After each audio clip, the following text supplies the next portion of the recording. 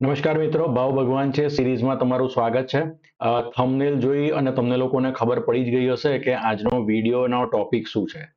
મિત્રો, જો સરળ ભાષામાં સમજાવું ને તો 2000ની સાલમાં જ્યારે મેં સ્ટોક માર્કેટની શરૂઆત કરી હતી ને તે વખતે ધારો કે મારે અમદાવાદમાં મણિનગરથી એસજી હાઈવે જવું હોય ને તો કોઈને પૂછીને જવું પડતું હતું. એ દિવસે ગૂગલ મેપની એટલી સારી સગવડ નહોતી.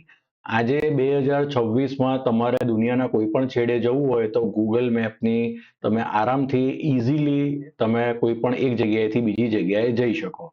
સ્ટોક માર્કેટમાં મિત્રો સેમ જ વાર્તા છે. તે દિવસે કોઈને તમારે શેર લેવો હોય તો તમારે કોઈને પૂછવું પડતું હતું. કોઈ એક્સપર્ટની જાણ માહિતી લેવી પડતી હતી અને તે દિવસે સેબી આની કોઈ પણ પ્રકારનો વિરોધ કશું કરતું નહોતું. આજે હું તમને કહું જે સેબી કરી રહી છે બિલકુલ બરાબર કરી રહી છે અને તમારે આ એકદમ સામાન્ય વસ્તુ છે કે તમારો સ્ટોક કઈ જગ્યા પર ફરે છે, એની દિશા કઈ છે એ સમજવા માટે સ્ટેજ એનાલિસિસ સ્ટેન વિન્સને ખૂબ જ સરળ ભાષામાં સમજાવ્યું છે. મિત્રો, હું કાયમ કહું છું કે આપણે કોણ છીએ?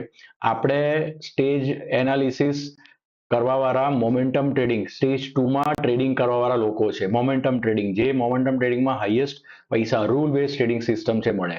મિત્રો, આજે આપણે સ્ક્રીનરની મદદથી ફરીથી સમજવાની કોશિશ કરીશું કે આપણે શું કરવા જઈ રહ્યા છીએ. ઓકે, ફરીથી ડિસ્ક્લેમર આપી દઉં છું કે આજે જે કંઈ પણ સ્ટોક ડિસ્કસ થશે એ બાય સેલ બિલકુલ છે નહીં અને આજની આ ચોથો માસ્ટર ક્લાસ છે ગુજરાતી સિરીઝનો. દર શનિવારે 11 વાગે આપણે પબ્લિશ થઈ રહ્યું છે અને ગુજરાતીમાં મોમેન્ટમ ટ્રેડિંગની લર્નિંગ માસ્ટર ક્લાસની શરૂઆત થઈ ગઈ છે અને આપ લોકોએ સારો પ્રતિસાદ આપ્યો છે. 1000થી વધારે સબસ્ક્રાઈબરો થઈ ગયા છે. તે છતાંય હું જોઉં છું ઘણા લોકો ખાલી વિડીયો જોવે છે, સબસ્ક્રાઇબ નથી કરતા. મિત્રો, સબસ્ક્રાઇબ, લાઇક ને કોમેન્ટ કરો તો જેથી મને પણ મજા આવે.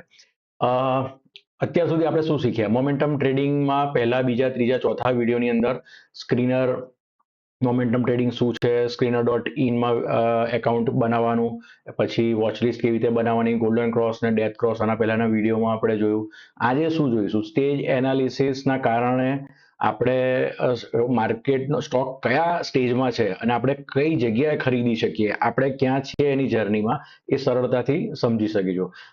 આજથી માત્ર સ્ટોક નહીં પરંતુ સ્ટેજ પણ જોવાનું શરૂ કરો. એટલે ઘણા લોકો કહે છે કે કયા ભાવે લેવું એમને ખ્યાલ નથી. એટલે યાદ રાખો, સારો સ્ટોક પણ ખોટા સ્ટેજમાં ખરીદશો તો પરિણામ નબળું આવશે. અત્યારના ઘણા બધા એવા બેન્કિંગના મોટા મોટા હાથી જેવા સ્ટોક છે, સારા સ્ટોક છે, પરંતુ વર્ષમાં -4-5% રિટર્ન આપી રહ્યા છે. બરાબર છે. એટલે મોમેન્ટમ ટ્રેડિંગ આપણે મુખ્યત્વે ફોકસ, જેમ મેં તમને પહેલા કીધું કે સ્ટેજ 2 પર જ આપણું રહેવું જોઈએ. બરાબર છે. તો સ્ટેન વિન્સને એમની એક બુક છે કે જેમાં ટ્રેડિંગ સ્ટોક્સ અને બ્રેકઆઉટ અને વોચલિસ્ટ ઘણી બધી વસ્તુઓ કીધેલી છે.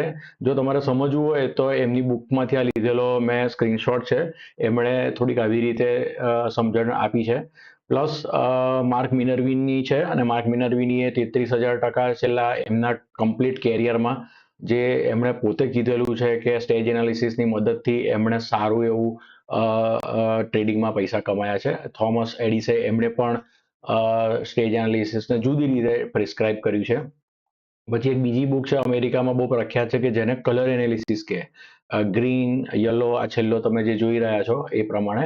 અને હું છે ને સરળ વસ્તુ કરવામાં માનું છું. એટલે સ્ટેજ એનાલિસિસમાં ધારો કે માર્ક મિનર્વિનીએ એમનો 4-5 લાખ રૂપિયાનો પ્રોગ્રામ હોય છે. એની અંદર કોઈ ક્વેશ્ચન પૂછેલો કે તમે સ્ટેજ 2માં કેટલા પૈસા કમાઈ શકીએ, તો આપણે તો લાંબુ લોંગ ટર્મની થિયરી સમજાવી છે ઘણા બધા લોકોએ. તો એમણે તે વખતે આ સિમ્પ્લિફાય કર્યું હતું કે ઉપર પહેલો જે સ્ટોક છે એ એપલનો છે, 115% સુધી ચાલે, કે ટેસ્લા છે 600% સુધી ચાલ્યો છે, એમેઝોન તો 3500%થી વધારે ચાલ્યો છે. ઘણા બધા સ્ટોક્સ છે કે જે સારા એક્ઝામ્પલ્સ આપણી પાસે બી ઇન્ડિયામાં છે. જેમ મેં તમને એમ કીધું કે સ્ટેજ 1, સ્ટેજ 2, સ્ટેજ 3 અને સ્ટેજ 4 આ એમનામાંથી મેં લીધેલું છે અને તમારે આ સ્ક્રીનશોટ લઈ અને આના જે નીતિ નિયમો એમની બુકમાંથી મેં પોઈન્ટ આઉટ કરેલા છે એ તમે લખી શકો એમ છો. બીજું, એમણે વીક પ્રમાણે 30 વીકનું મૂવિંગ એવરેજ કેલ્ક્યુલેટ કરતા હતા. થોડું મને તે વખતે કોમ્પ્લિકેટેડ લાગેલું. બરાબર છે. એટલે આપણે સ્ક્રીનરનો આ સ્ક્રીન લીધો છે. આવી રીતે સ્ટેજ 1 કહેવાય, આ સ્ટેજ 2. તમે જોઈ શકો છો જે જગ્યાએ મેં મોટો એરો કર્યો છે એ ગોલ્ડન ક્રોસઓવર વાળો. જે લોકોએ આના પહેલાનો વિડીયો ગોલ્ડન ક્રોસઓવર વાળો નથી જોયો ને મિત્રો, એ ચોક્કસથી જોઈ લેજો. આ સ્ટેજ 1 છે, આ સ્ટેજ 2 છે. આવી રીતે સ્ટેજ 1 ગોલ્ડન ક્રોસઓવર આ જગ્યાએ થયું જ્યાં એરો છે. આ જગ્યાએ આ તમારે આ જગ્યાએ સ્ટેજ 2 ગુડ ડેથ ક્રોસઓવર થઈ ગયું. બરાબર, એટલે સ્ટેજ 1, સ્ટેજ 2, સ્ટેજ 3 અને સ્ટેજ 4. ડિક્લાઇનિંગ સ્ટેજ છે એ સ્ટેજ 4 છે. હાલમાં આપણે સ્ટેજ 4 ની વાત નથી કરીએ. આપણે ખાલી ને ખાલી તમારે સ્ટેજ 2 માં રહેવાનું છે. ગોલ્ડન ક્રોસઓવર જે જગ્યાએ થાય ને ડેથ ક્રોસઓવર જ્યાં થાય ત્યાં આગળ સ્ટેજ 2 નો અંત આવે. બરાબર છે. આ ગોલ્ડન ક્રોસઓવરનું મેં કમ્પ્લીટ તમારે સ્ક્રીનશોટ લેવો હોય તો તમે લઈ શકો છો. આ 1, 2 અને 3 મેં જે એન્ટ્રીઓ કરી છે એ તમારે પિરામિડિકની એન્ટ્રીઓ છે કે ભાઈ પહેલી એન્ટ્રી થાય, બીજી એન્ટ્રી થાય, ત્રીજી એન્ટ્રી. એ જે વખતે આપણે મની મેનેજમેન્ટ અને સ્ટોક મેનેજમેન્ટની વાત કરીશું તે વખતે એને વિસ્તારથી આપણે ફરીથી આ સ્લાઇડને સમજીશું. પણ 200 મૂવિંગ એવરેજ હોય એની ઉપર 50 મૂવિંગ એવરેજ ક્રોસ થાય એને ગોલ્ડન ક્રોસઓવર કહેવાય. Vice versa death crossover 200 DMA ઉપર હોય અને 50 ડીએમએ નીચે હોય જે જગ્યાએ ક્રોસ થાય એને આપણે એક્ઝિટ પોઈન્ટ કે આપણે ડેથ ક્રોસ કહીએ છીએ. મારા જે 5 એક્ઝિટ છે એમાંથી રોયલ એક્ઝિટ આ છે. તો આ બહુ જ ઇમ્પોર્ટન્ટ સ્લાઇડ છે મિત્રો, કે જેની અંદર હું એવું માનું છું કોઈ પણ સ્ટોક એના 8 થી 10 વર્ષના સ્લીપિંગ ઝોનમાં હોય, સ્ટેજ 1 માં હોય. અને સ્ટેજ 1 માં તમે જો ખરીદો તો તમે કેટલું લાંબુ રહી શકશો તમને પોતાને ખબર ના હોય. ઘણી વખતે તમારે એવું હોય છે કે લોકો સ્ટેજ 2 થી પહેલી જ વખત થોડીક જ આગળ એ લોકો પાસે માહિતી હોય છે, પણ કેટલા સ્ટોક્સમાં તમને કેટલી માહિતી મળશે. પણ આ રીતથી આપણને ઘણા બધા સ્ટોક્સમાં સફળતા પ્રાપ્ત થાય અને સારું એવું રનિંગ મળી શકે એમ છે. તો ગોલ્ડન ક્રોસઓવર મેજિક જ છે.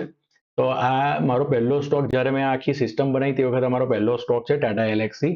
ફરીથી બાય સેલની રેકમેન્ડેશન નથી, જૂનો સ્ટોક 2020માં મેં લીધેલો અને પહેલા પણ મેં આ ડિસ્કસ કરેલું છે અને આમાં 570% સુધીનું રિટર્ન તે વખતે ગોલ્ડન ક્રોસઓવરથી ડેથ ક્રોસઓવર સુધી 2 જ વર્ષના ટાઈમ ફ્રેમમાં મળે છે. આ ટાટા એલેક્સીનો મારો ઓરિજિનલ તમને સમજણ પડે કે સેકન્ડ સ્ટેજ 2 કોને કહેવાય. આ એ દર્શાવવામાં આવ્યું છે. આ એક્ઝામ્પલ્સ છે. ઘણા ખરા મને ક્વેશ્ચન્સ પૂછતા હતા કે તમે એક્ઝામ્પલ્સ આપો તો વધારે સારું. તો આઈએફએલ સિક્યોરિટીનું છે, આ સુઝલોન છે કે સુઝલોન તો 9 રૂપિયા એન્ટ્રીથી 12 રૂપિયા આપણા પ્રમાણે એન્ટ્રી થઈ છે ડાર્વાસ બોક્સ પ્રમાણે. અને 49 એના પછી વધ્યો છે. 49 આપણે એક્ઝિટ થયો છે. 333% સુધીનું રિટર્ન મળેલું છે. આર પાવર છે, ઘણા બધા સ્ટોક છે. એસજીવીએન તો મને યાદ છે 29 રૂપિયાથી સ્ટાર્ટ થયેલો અને તે તમારે એમાં 380%નું રિટર્ન મળી અને 115 સુધી ગયો હતો અને પછી ત્યાંથી રિટર્ન થયેલો છે. અપાર ઇન્ડસ્ટ્રીઝ છે.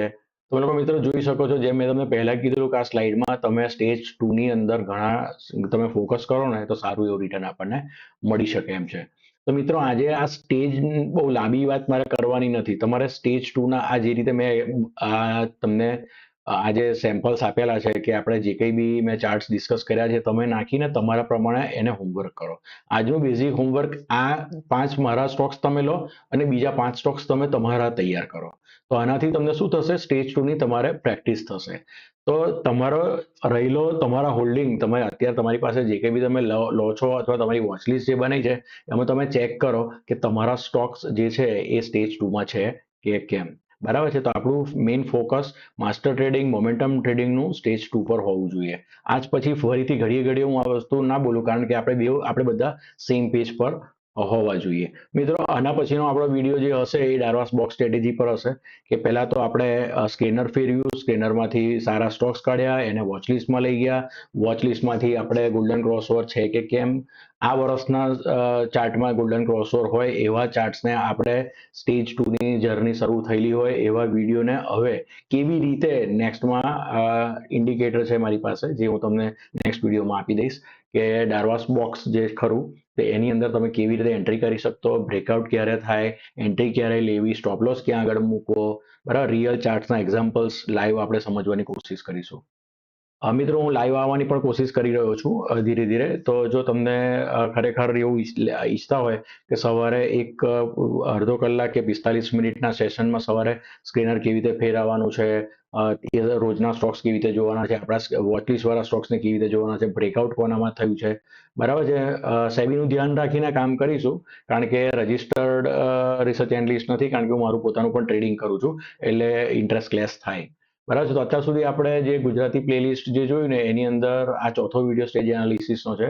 તો આના ઉપરના 3 વિડીયો જો ના જોયા હોય તો જોઈ લેજો. મિત્રો આખી આ સિરીઝ મેં તૈયાર કરવા જઈ રહ્યો છું. આના પછીનો ડાર્વાસ બોક્સ છે અને તમે જોઈ શકો છો કે 10 વિડીયોના મેં આખું તમને આમાં પ્લેલિસ્ટ રોડમેપ મેં શેર કર્યો છે. મિત્રો હું ઘણા બધા master trader program offline courses પણ કરીએ છીએ. સમય આવશે તે વખતે તમને એમાં ડિક્લેર કરીશું. મારા વિશે મેં તમને પહેલા જ કીધેલું કે 26 વર્ષનો મારો અનુભવ છે. NISM સર્ટિફાઈડ છું. બરાબર છે. બહુ બધી એક્ઝામો ને બધું ક્લિયર કર્યું છે. આના કરતાં 26 વર્ષનો મારો જે ઇન્વેસ્ટર કે ટ્રેડરનો એક્સપિરિયન્સ છે એ ખૂબ બ્રોડ છે.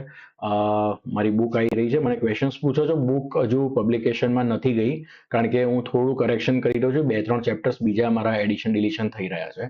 પરફેક્ટ ના થાય ત્યાં સુધી આપવાનો કોઈ મતલબ નથી. હું એવું મારી લાઈફની એક જ બુક કરવા માંગુ છું. મારે એકની બીજી બુક નથી કરવી. તો જેટલો બી નિચોડ છે બધો જ, કારણ કે હવે અત્યારના પરિસ્થિતિ વોર જેવી પરિસ્થિતિ છે એમાં તમારે ભાવ ભગવાન જ છે અને ડોનાલ્ડ ટ્રમ્પ જે કરી રહ્યા છે ભગવાન જાણે છે. આજે જે કંઈ બી સ્ટોક્સ ડિસ્કસ થયા છે ડિસ્ક્લેમર સાથે વિડીયો ક્લોઝ કરી રહ્યો છું કે કોઈ પણ બાયસેલ તમારે સમજવો નહીં. અને નિકોલસ ડાર્વાસનું એક સરસ કોટ છે કે cut the losers and write the winners. 8% stop loss આપણે કાપી જ નાખવાનું. જો તમને આ ના આવડતું હોય ને તો મહેરબાની કરીને મોમેન્ટમ ટ્રેડિંગ સ્ટોક માર્કેટમાં કરતા જ નહીં. બરાબર છે. આ વિડીયોને જોવા માટે ખૂબ ખૂબ આભાર. સબસ્ક્રાઇબ, લાઇક, કોમેન્ટ અને શેર ચોક્કસથી કરી દેજો.